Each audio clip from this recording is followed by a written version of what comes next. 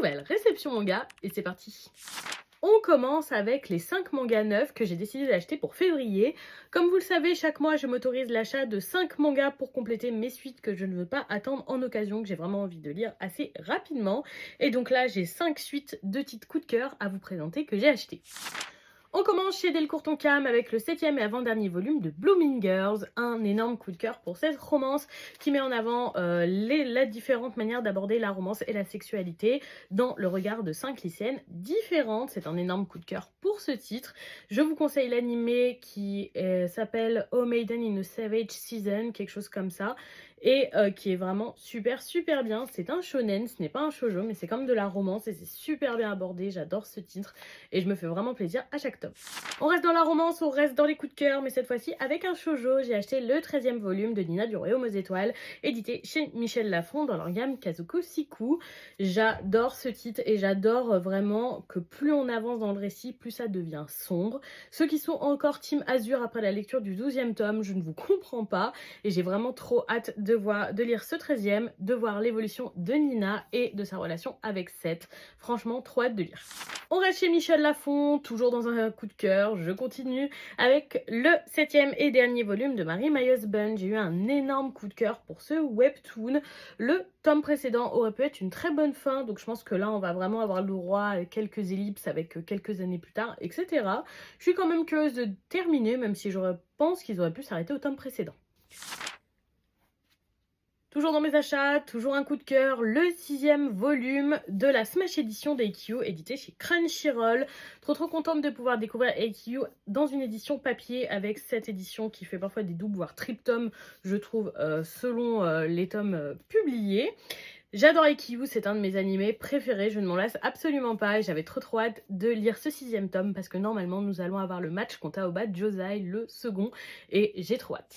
Last but not least, on termine avec vraiment le meilleur achat de ce mois-ci, le second volume de la Gracefield Edition de The Promised Neverland, qui est donc cette toute nouvelle édition de double tome dans une édition avec une couverture effet faux cuir et de très belles dorures. Ici on retrouve Krone et Isabella, c'est magnifique.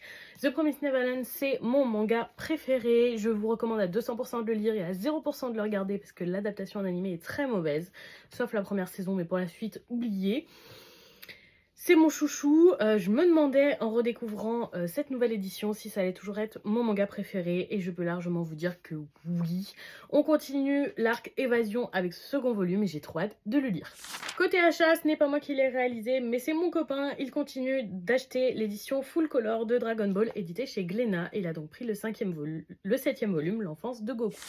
On passe chez Coda avec le premier volume de The Witch and the Bull, une toute nouvelle série qui va avoir un certain rapport, comme vous le voyez, avec l'astrologie dans un univers de fantasy avec de très belles planches très colorées.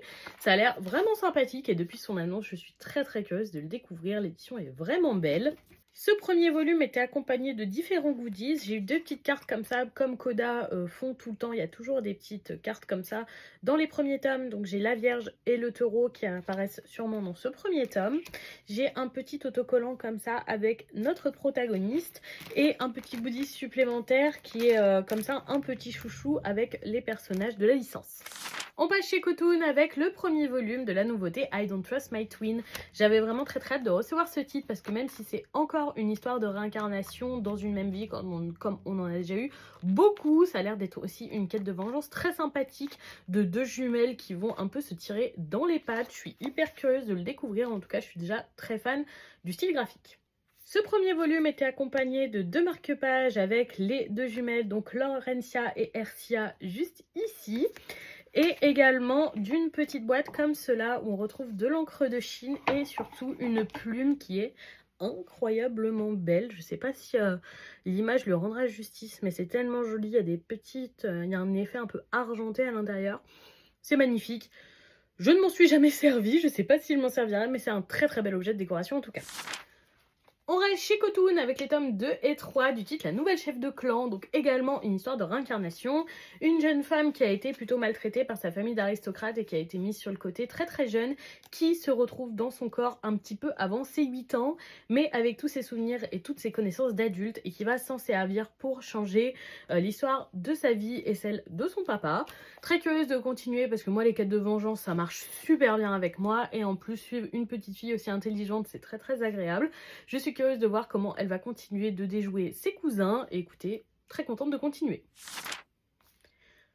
On termine cette réception, toujours chez Cotoon, avec le 6e volume de Seule la mort attend la vilaine. Encore une histoire de réincarnation, encore une histoire de vengeance.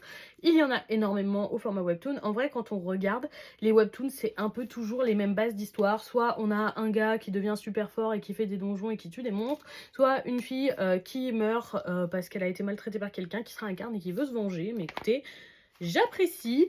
Ce tome va nous permettre de vraiment terminer un petit peu l'arc sur l'emprisonnement de Pénélope et découvrir la suite et je suis très curieuse. Et donc voilà pour cette réception. Dites-moi si certains titres vous tentent ou si vous les avez déjà lus. Je serais curieuse de vous lire dans les commentaires et surtout je vous souhaite une bonne soirée tout le monde.